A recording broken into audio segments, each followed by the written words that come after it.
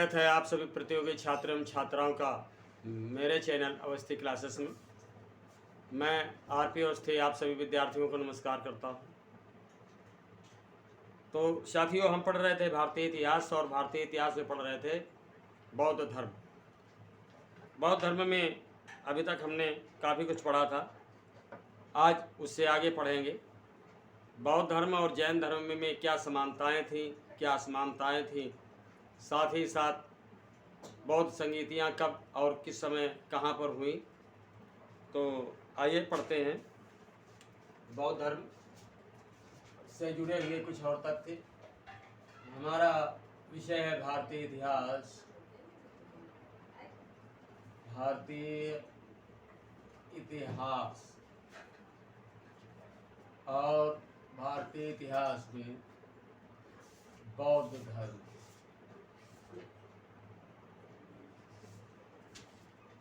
अब बौद्ध धर्म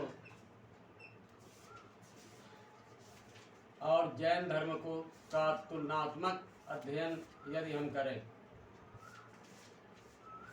तो काफ़ी कुछ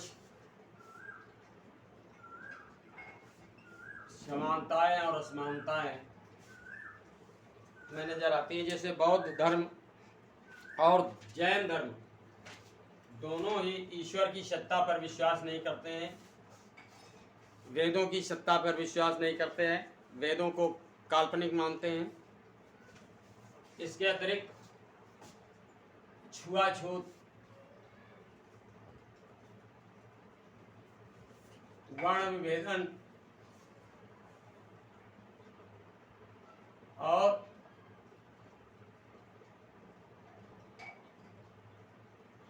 सामाजिक जो कॉन्स्ट्रक्शन है उस पर विश्वास नहीं करते हैं।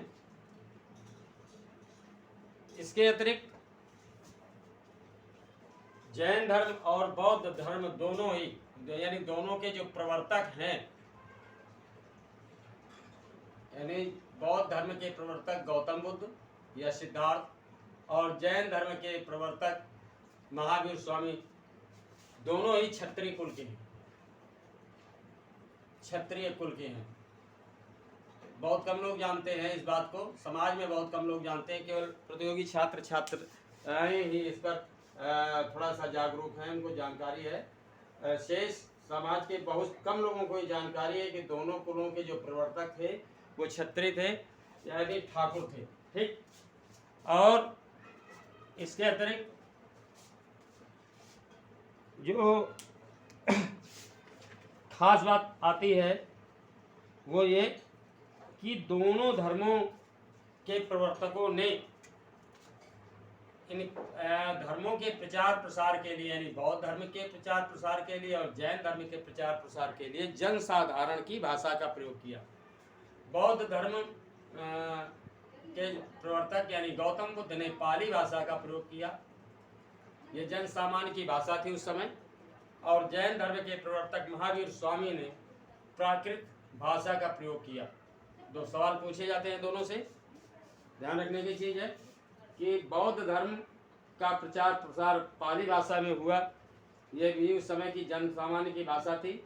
और जैन धर्म के प्रवर्तक महावीर स्वामी ने प्राकृत भाषा का प्रयोग किया, ये भी तत्कालीन समय की जन सामान्य की भाषा थी।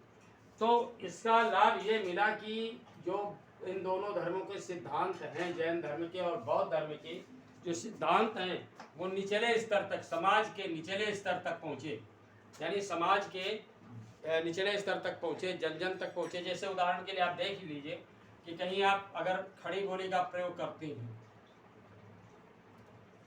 ठीक, खड़ी बोली में बात करते हैं और कहीं आप ऐसी जगह पर जाते हैं जहाँ के लोग कम पढ़े लिखे हैं तो उनको आपकी बात समझ में नहीं आती, तो आपको करना क्या पड़ता है कि अपनी बात समझाने के लिए वहाँ पर आंचलिक भाषा का प्रयोग करना पड़ता है, जो उस क्षेत्र की भाषा है, क्षेत्रीय भाषा, वहाँ की ग्रामीण भाषा है जो, उसका आप प्रयोग करते हैं, तब अपनी बात समझा पाते हैं। तो इसी प्रकार से इन दोनों प्रवर्तकों ने अपने धर्मों के प्रचार प्रसार के लिए जन सामान्य की भाषा का प्रयोग किया, जिससे ये दोनों धर्म समाज के निचले स्तर तक पहुँचे और लोग इनसे जुड़े। इसके अतिरिक्त और जो बात प्रासंगिक है वो ये है कि यज्ञीय कर्म कांड पर ये दोनों विश्वास नहीं करते थे। यज्ञ के जो कर्म कांड हैं, साथ ही साथ उसमें पशु बलि और जो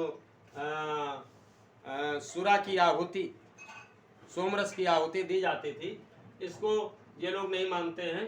तो इस तरह से काफ़ी कुछ जो है, जो दिखावा है, कर्मकांड है, जो ढोंग है सनातन धर्म के, उनका इन्होंने बायकॉट किया, उनको नहीं अपनाया और लोगों को यही शिक्षा दे करके जागरूक करने का काम किया। तो इस तरह से ये जो है बहुत सारे लोगों द्वारा जो है अपनाया गया और एक ऐसा समय आया कि पूरा भारत जो है बौद्ध धर्म को मानने वाला हो गया। बौद्ध यानी पूरे भारत के अतिरिक्त ही जो अन्य देश थे, जैसे इंडोनेशिया, मलेशिया, जावा, चीन, Sumatra, Borneo, Sri Lanka, Thailand, Cambodia जैसे देशों में इसने जगह बनाई। आज भी बहुत सारे ऐसे कंट्रीज हैं जहाँ पर बौद्ध धर्म प्रचार प्रसार में है पूरी तरह से। वो बात एक अलग है कि भारत में लगभग ये समाप्त सा हो गया और ये जानबूझ करके ऐसा किया गया। जहाँ बौद्ध धर्म को समाप्त करने का जो श्रेय जाता है वो ब्राह्मणों को ही जाता है। इन्हीं के द्वारा ये धर्म समाप्त किया गया। साथ ही साथ इन्हीं के द्वारा जो है, जो इनका साहित्य है बौद्ध धर्म का साहित्य, जो त्रिपिटक है यानी बुद्ध पिटक, सुत्त पिटक और अभिधम्म पिटक, अभिधम्म पिटक, तो ये 3 ग्रंथ हैं बौद्ध धर्म के। इन्हीं में इनका साहित्य है था। ये विदेशी आक्रमणकारियों के द्वारा यहाँ से ले जाया गया तो भारत में इनका साहित्य भी नष्ट हो गया। दोबारा भारत में बौद्ध धर्म को पुनर्जीवित करने का जो श्रेय जाता है वो राहुल सांकृत्यायन को जाता है। राहुल सांकृत्यायन को जाता है। उन्होंने जापान, चाइना और श्रीलंका की यात्रा की। यात्राएं करने के पश्चात वहाँ से बौद्ध साहित्य को पुनः भारत में लाए और इसे पुनः भारत में स्थापित किया। कमोवेश आज ये लोगों में अपनी जगह बना पा रहा है। तो इतने एक अच्छे धर्म को, या यूँ कहें एक वैज्ञानिक तथ्यों पर आधारित धर्म को नष्ट करने वाला जो है ये यही समाज है। इन्होंने इसे नष्ट किया और इसका कारण था कि बौद्ध धर्म के प्रचार प्रसार से इनके जो पुरोहित थे उनकी दुकानें बंद हो गई थी। पुरोहितों की दुकानें बंद होने के कारण ही इसे जो है पुनर्जीवित किया गया। ये समय मृत प्राय था और इन्होंने बौद्ध धर्म के सिद्धांतों को, जैन धर्म के सिद्धांतों को भी अपनाया। आप देखते हैं कि सनातन धर्म में यज्ञ और कर्मकांड इनका बोलबाला था। कर्मकांडों की प्रधानता थी, कर्मकांडों की प्रधानता थी। तो इसमें जो है यज्ञ के समय में पशु बलि दी जाती थी, सोमरस की आहुति दी जाती थी, लोगों से जबरदस्ती धन उगाही की जाती थी, उनके पशुओं को जबरदस्ती यज्ञ के नाम पर जो है काट दिया जाता था। तो समाज त्रिस्त था। कालांतर में जब बौद्ध धर्म ने सुधार किया, समाज जागरूक हुआ, तो उनके सिद्धांतों को इन्होंने भी अपनाया। जैसे मांस, आगे चल करके मांस भक्षण पर इन्होंने रोक लगा दी, मदिरापान पर रोक लगा दी, यहाँ तक कि प्याज और लहसुन के खान पान पर भी इन्होंने रोक लगा दी, जिसे आज भी कुछ लोग मान रहे हैं। तो अपनी दुकान चलाने के लिए इन्होंने परिवर्तन किए। ब्राह्मण धर्म एक ऐसा धर्म है जिन्होंने आवश्यकता अनुसार समय समय पर अपने आप को पुनर्जीवित करने के लिए, अपने आप को स्थापित करने के लिए विशेष परिवर्तन किए हैं। तो अब आगे हम ये देखते हैं कि दोनों में अंतर क्या है। जैन धर्म अतिवादी धर्म है। जैन धर्म जो है अतिवादी है, यानी जो इसके सिद्धांत हैं इनको कठोरता से अनुपालित करने वाला है। जैसे क्या मुंह में पट्टी बांधना। महावीर जैन का मानना ये था कि प्रत्येक जीव में आत्मा है। हाथी में हाथी के बराबर की आत्मा और चींटी में चींटी के बराबर की आत्मा है। तो जीव हिंसा नहीं होनी चाहिए, इस सिद्धांत पर ये जो है अतिवादी है जैन धर्म।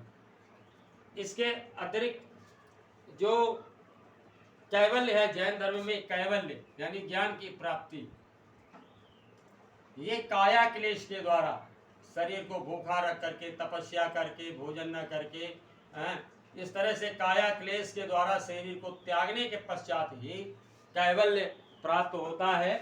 ऐसा मानना था जैन धर्म के प्रवर्तक महावीर स्वामी का। जबकि महात्मा बुद्ध ने के मध्यम मार्ग को अपनाया। मध्यम मार्ग उनके अनुसार जो है मोक्ष को प्राप्त करने के लिए, निर्वाण को प्राप्त करने के लिए जो है मरना आवश्यक नहीं है। निर्वाण को प्राप्त करने के लिए मरना आवश्यक नहीं है, इसे जीवित रहते हुए ही प्राप्त किया जा सकता है।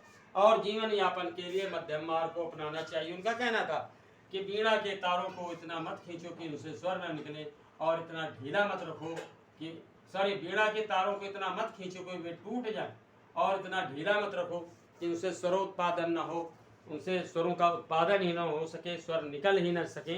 तो उन्होंने मध्यम मार्ग को अपनाया। मध्यम मार्ग के अनुपालन पर उन्होंने जोर दिया, विशेष जोर दिया। तो ये उनका मानना था। दोनों धर्मों में जो है मूर्ति पूजा का प्रचलन था, कालांतर में हुआ ऐसा, पर जैन मतावलंबी महावीर की नग्न मूर्ति की पूजा करते थे। जैन धर्म, खास बात यह कि जैन धर्म भारत के बाहर नहीं फैल सका, लेकिन बौद्ध धर्म ने कई देशों में अपनी जगह बनाई। तो अब आते हैं कि बुद्ध के जीवन से संबंधित 5 महाचिन्ह या प्रतीक क्या हैं। बुद्ध के जीवन से संबंधित महाप्रतीक या महाचिन्ह। बुद्ध के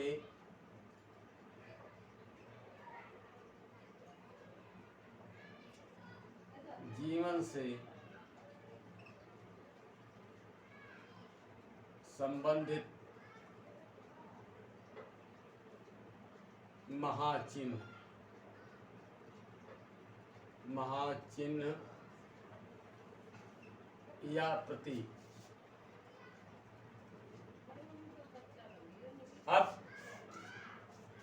प्रतीकों में जो है कौन कौन से चिन्ह हैं जिनसे क्या आशय है, ठीक। तो हम इसे टेबल के रूप में देखते हैं। तो घटना और चिन्ह या प्रतीक, ठीक। तो जो गौतम बुद्ध के जन्म की घटना है, इसे कमल और सांड से प्रदर्शित किया जाता है। जन्म, सवाल पूछे जाते हैं इससे, कमल व सांड, इस घटना को कमल और सांड से प्रदर्शित किया जाता है। अगले जो घटना है वो है गृह त्याग। गृह त्याग की घटना को घोड़े से प्रदर्शित किया गया है। गृह त्याग, घोड़ा। अगली जो घटना है वो है ज्ञान। तो ज्ञान के लिए पीपल का जो वृक्ष है, ज्ञान पीपल, इसे बोधि वृक्ष भी कहा गया है।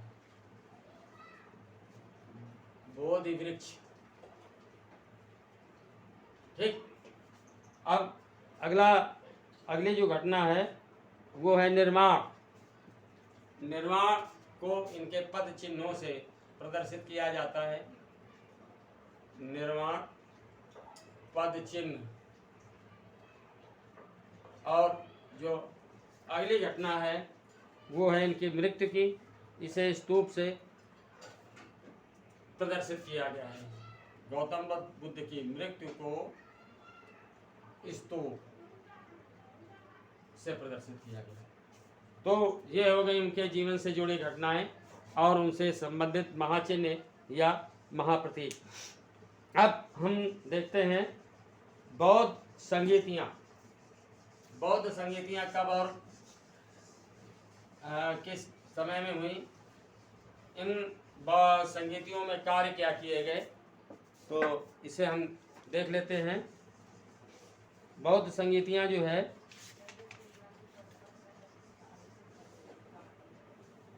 इसे हम टेबल के रूप में देख लेते हैं।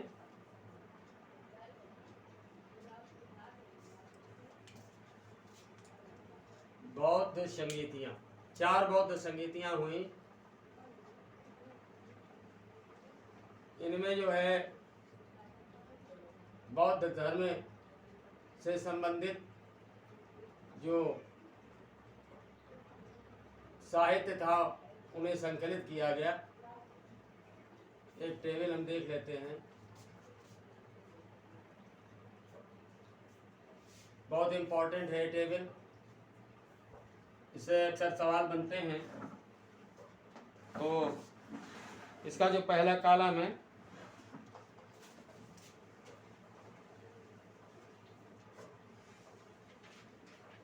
क्रम, दूसरा वर्ष, यानी पहली बौद्ध संगीति कब हुई, दूसरी बौद्ध संगीति कब हुई, तृतीय कब हुई, चौथी कब हुई। अगला है स्थान, कहाँ पर हुई। ठीक। शासक, उस समय राजा कौन था, बहुत इंपॉर्टेंट है, मैं पहले बता चुका हूँ, उससे सवाल बनते हैं। तत्पश्चात बौद्ध संगीति का अध्यक्ष कौन था और कार्य क्या किए गए। अध्यक्ष और कार्य एक तालिका के माध्यम से हम ये देखते हैं। तो जो पहली बौद्ध संगीति है वो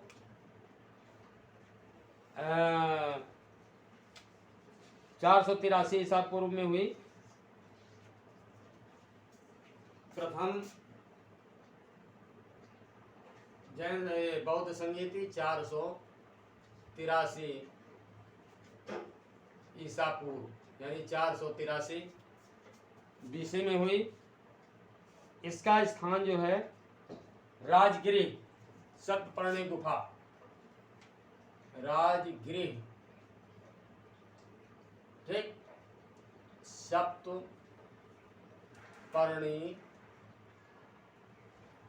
गुफा में आयोजित की गई संगीति।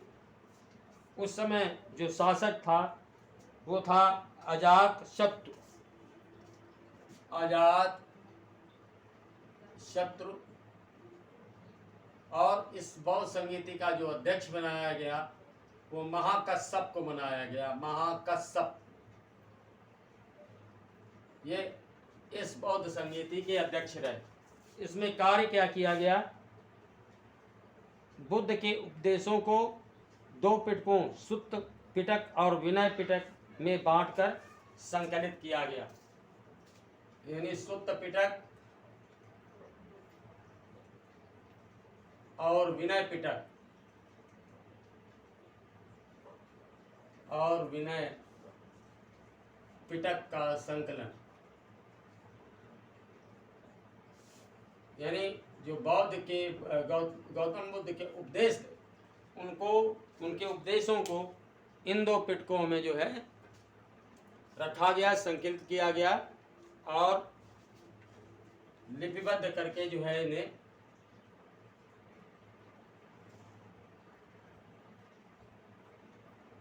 ग्रंथ का रूप दिया गया। पिटक का शाब्दिक अर्थ होता है पिटारी। पिटारी एक्चुअल में क्या था कि इनको पढ़ने के बाद इनको जो है शीशम की एक जो है मंजूसा में पेटिका में बंद कर दिया जाता था। बहुत अच्छी जो है पेटी होती थी शीशम की या और किसी लकड़ी की, बहुत खूबसूरत, तो उसमें बंद कर दिया जाता था, इसलिए इसका नाम पिटक रखा गया। अब देखते हैं हम द्वितीय बौद्ध संगीति। ये जो है ठीक 100 साल बाद हुए 383 ईसा पूर्व में वैशाली में। द्वितीय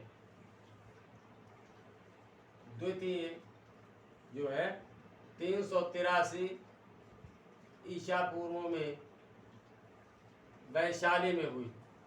ठीक 100 साल बाद, प्रथम बौद्ध संगीति के ठीक 100 साल बाद वैशाली में जो है दूसरी बौद्ध संगीति आयोजित की गई। और इसका जो इस समय जो राजा था वो था काला शोक। और इसमें जो अध्यक्ष बनाए गए वो बनाए गए शाबक मीर। तो ये अध्यक्ष थे। और यहाँ पर जो है इसमें काम क्या हुआ कि मतभेद की स्थिति उपस्थित हो गई। मतभेद के कारण इसका परिणाम ये हुआ कि बौद्ध धर्म स्थाविर और महासांघिक नामक 2 भागों में बट गया। यानी बौद्ध धर्म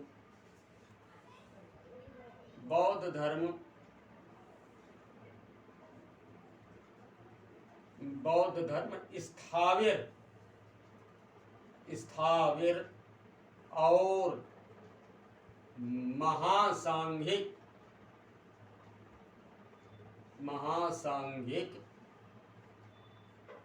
नामक 2 भागों में बट गया। ठीक, ये कार्य हुआ। अब आते हैं तृतीय बौद्ध संगीति। ये जो है 251 ईसा पूर्व की है। तृतीय बौद्ध संगीति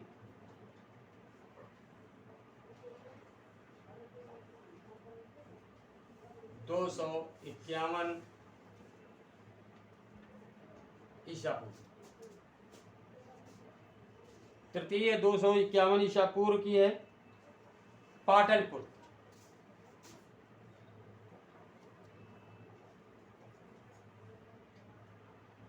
तृतीय 251 ईसा पूर्व, पाटलिपुत्र।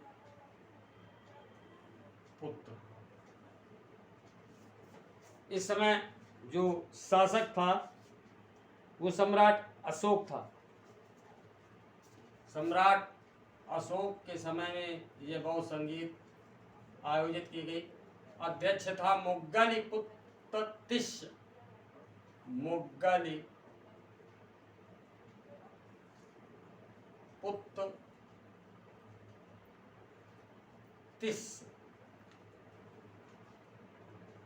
ये अध्यक्ष थे इस बौद्ध संगीति के। इसमें कार्य क्या किया गया कि अभिधम्म पिटक को संकलित किया गया तथा संघ भेद रोकने के लिए कुछ कठोर नियमों का प्रतिपादन किया गया, निर्माण किया गया। अभिधम्म पिटक का संकलन, तीसरा पिटक जो है अभिधम्म पिटक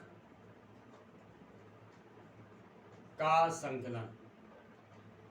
साथ ही साथ एक काम और किया गया कि विभाजन को रोकने के लिए, बौद्ध धर्म विभाजित न हो, उसके ज़्यादा और खंड न हो, तो कठोर नियम बनाए गए।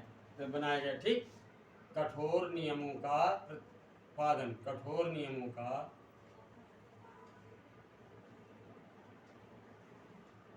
प्रतिपादन, कुछ कठोर नियम बनाए गए जिससे कि बौद्ध धर्म खंडित न हो, ज़्यादा टुकड़ों में बटे नहीं।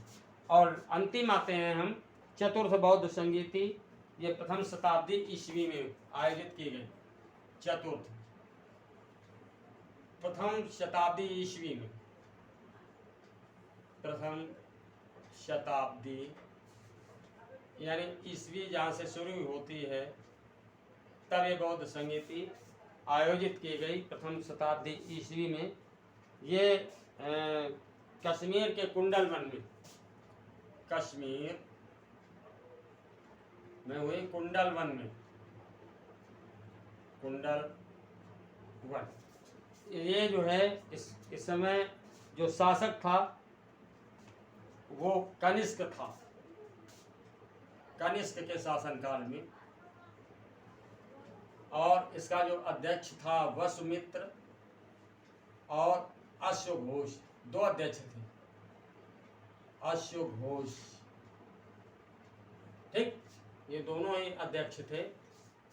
कनिष्क के शासनकाल में वसुमित्र और अश्वघोष की अध्यक्षता में ये संगीति आयोजित हुई कश्मीर के कुंडल वन में प्रथम शताब्दी ईसा पूर्व में, ठीक। अब इसमें काम क्या किया गया, धर्म को दो संप्रदायों हीनयान एवं महायान में विभाजित कर दिया गया। यानी बौद्ध धर्म का हीनयान, इससे जुड़ा सवाल पूछा जाता है, कई बार आया है कि बौद्ध धर्म हीनयान और महायान नामक दो भागों में बटा, किसके शासनकाल में, तो उत्तर है कनिष्क। बौद्ध धर्म का हीनयान एवं महायान नामक दो भागों में विभाजन, दो भागों में विभाजन। तो इस तरह से ये बौद्ध धर्म की 4 संगीतियां हैं। इनसे जुड़े हुए क्वेश्चन परीक्षाओं में बहुतायत में पूछे जाते हैं, तो इसे ध्यान दे करके पढ़ने की आवश्यकता है, ध्यान देकर तैयार करने की आवश्यकता है। उम्मीद करता हूँ कि ये अच्छे से समझ में आ गया होगा। बौद्ध धर्म से जुड़ी हुई अगर कहीं कोई भी समस्या है तो प्लीज़ कमेंट करके पूछिए। नए छात्रों से मेरा पुनः अनुरोध है कि प्लीज़ मेरे चैनल अवस्थी क्लासेस को सब्सक्राइब करना न भूलें। तो नेक्स्ट लेक्चर में मेरी फिर आपसे मुलाकात होगी, तब तक के लिए नमस्कार।